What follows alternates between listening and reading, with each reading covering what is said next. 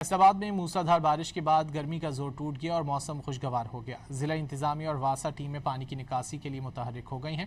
بارش کے باعث متعدد فیڈر سے بجلی کی سپلائی معطل ہو گئی۔